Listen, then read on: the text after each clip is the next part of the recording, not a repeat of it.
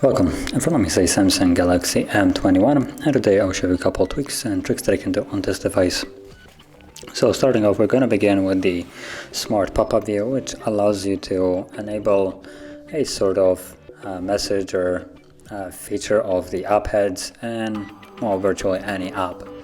So to get started, let's go into the settings and then scroll down to advanced features.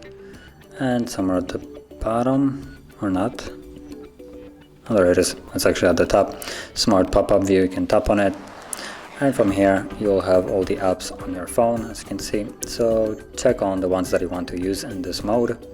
So for instance, messages should be good enough, Facebook. If you have additional apps like for instance WhatsApp or stuff like that, you can enable those, and from then there where you get a message or any kind of notifications, you can tap on it and it will open it up in this kind of window, as you can see. And additionally, you can be doing other stuff, and for instance you get the notification as always, you just tap on it, it will open up in this little window, which you can also resize if you want to. You can continue to do other stuff. As you can see, everything works fine. When you go home, this will minimize to an app head which you can slide around. Now if you want to close it, you will have to tap on it and tap on the X right here.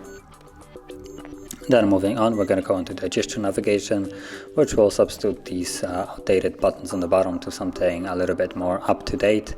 So let's get started by going to the settings, and from here we're going to go to the display,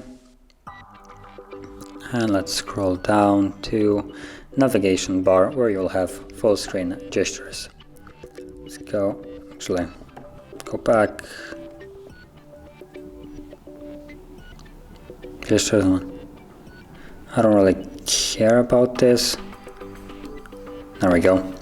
So as you can see, now we have it enabled, and it adds this little pill button on the bottom, and the way it works, you slide it up as I just did quickly to close apps, slide up and hold to go into recent, and swipe from the sides to go back. Now as you can see, there is an arrow appearing when I slide from either side, and when you slide it goes back.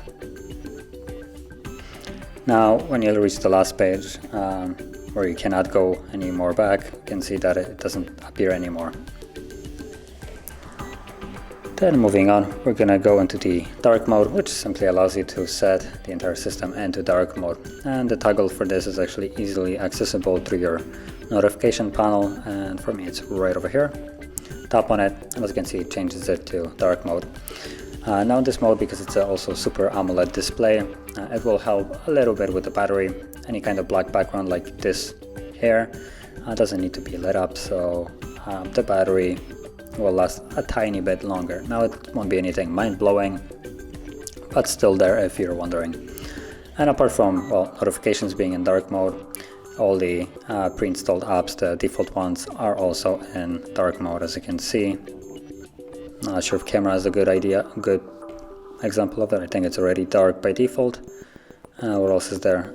Things like Chrome, you can see, also have a dark mode, although it's subtle.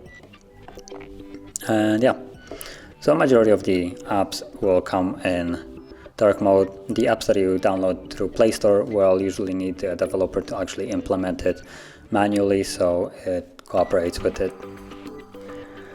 Then moving on, we're going to go into the game launcher, and as you can see, there is already several games on here, and you also have them on your home screen if you move them there. But you can see right here there is a game launcher app right here.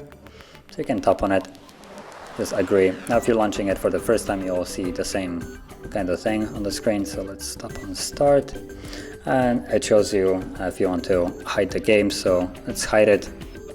And then it asks you if you want to add a icon to your home screen. We already have it, so I'm gonna tap on cancel and update. I don't really care for it for now, so let's just tap on later.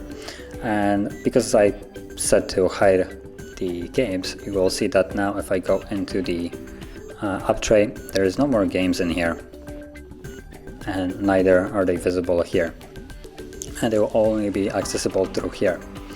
And apart from that, if you go into the settings, you can disable this, so hide games on home and apps. You can disable this so they will show back again there. They have save mobile data. This is a feature that basically allows you to not use your mobile data to update stuff, and just for games it will wait for Wi-Fi. Show game notifications, I'll disable this. I'm not really a fan of game notifications. Hide playtime, don't show playtime information. Not really sure if this is in any way important. Then you have app notifications, which just allows you to disable or enable app notifications from other apps. So it's in a way a do not disturb mode. So this is a handy thing to have. Marketing information, get notifications for promotion. I guess I would probably disable this too. It doesn't really sound enticing to me. And then you have about game, doesn't really matter here. But now that you launch games from here, you will basically be blocking notifications from other apps. So they will be working in, like I said, do not disturb mode basically. And also in certain cases they are getting more performance from the device, because the device limits other stuff in the background that would normally be still running. Then moving on to the last thing that I want to show is the screen mode, which allows you just to change the color temperature scheme of the display. And you will have here screen mode, and you have a image right here by default, or a couple of them as you can see. By default it's set to vivid, and then you have natural. Now personally I think I prefer natural. It just looks a little bit more normal. For instance, like right here you have the oranges. If you go to vivid, they're kind of too bright. They're almost blindingly bright unnaturally. So personally I just prefer it to natural. It will remove a little bit of saturation from image, so if that's what you like, then probably stay with the vivid. But if you don't care about the saturation and you prefer more natural looking images, then switch to natural like I did.